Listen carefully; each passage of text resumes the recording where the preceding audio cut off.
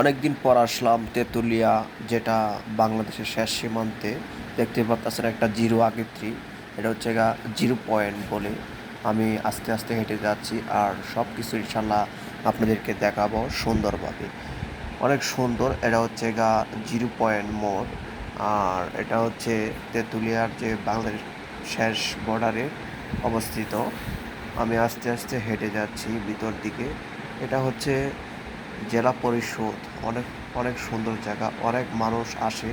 যেহেতু আজকে অনেক গরম, সবাই জানেন আমাদের পুরা দেশেই কিন্তু অনেক গরম।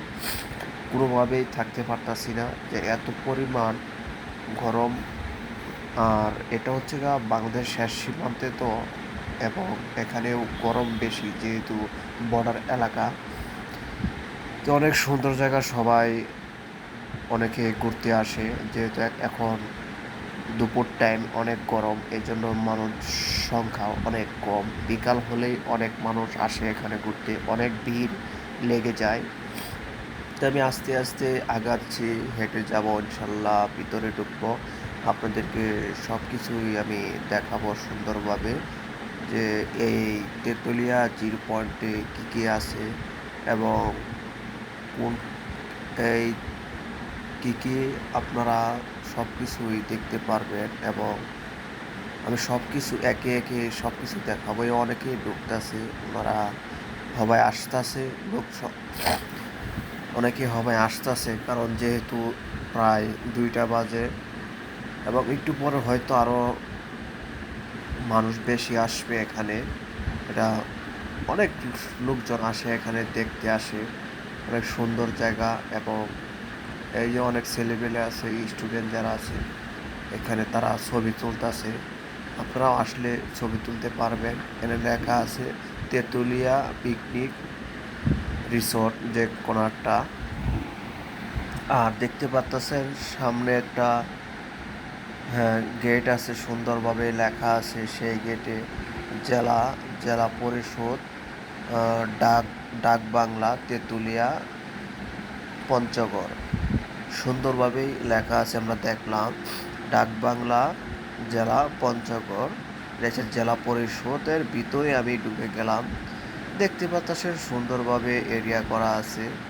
আবার ওই পাশে আপনারা যদি কোনো প্রিয়জন থাকে তাহলে নিয়ে আসতে পারবেন। এ পাশে বসার জায়গা আছে, অনেক সুন্দর দৃশ্য। আসলে কি, যেহেতু বর্ডার এলাকা তো অবশ্যই কিন্তু সূর্যের আলো আছে, অনেক তাপ, অনেক গরম। এরপরও পিছন সাইড ক্যামেরা ধরলে কুয়াশা কুয়াশা মনে হয়, যেহেতু বর্ডার এলাকা তো, পাহাড়ি এলাকা ওই সাইডে। আমি সবই দেখাবো। এই দেখতে পারতেছেন জেলা পরিষদ ডাক বাংলা লেখা। এখানে বিভিন্ন এখানে কার্যক্রম কাজ ওনারা করতো। এখন হয়তো সব কিছু বন্ধ আছে, একবারে উন্মুক্ত করা আছে, যেন সবাই উন্মুক্তভাবে মন খুলে ঘুরে দেখতে পারেন। এর জন্য এটা একবারে উন্মুক্ত করা আছে। আমি আস্তে আস্তে আরো সামনের দিকে যাই, যে বড় গাছটা ওইদিকে যাব। আর এদিকেও দেখাচ্ছে পাশে গেট আছে। এরকম কিন্তু শুধু আমি একটা এরিয়াতেই ঢুকছি, সবই আরও অনেক আছে, পার্কের মতো আছে। ওই পাশে কিন্তু অনেক লোক আছে। আমি ওই যে পাশে অনেক মানুষ আছে, আমি সে পাশে যাই নাই। এ পাশে মানুষজন কম। আমি এ পাশে আমি দেখাচ্ছি আপনাদেরকে, একটা নদী দেখা যাচ্ছে। নদীর ওই পারেই কিন্তু এই নদীটা হেঁটে হেঁটে আপনারা পার হতে পারবেন। পার হলেই কিন্তু আপনি ইন্ডিয়া ঢুকে যাবেন। এরা দিয়ে একমাত্র ইন্ডিয়া ঢোকার সহজ রাস্তা।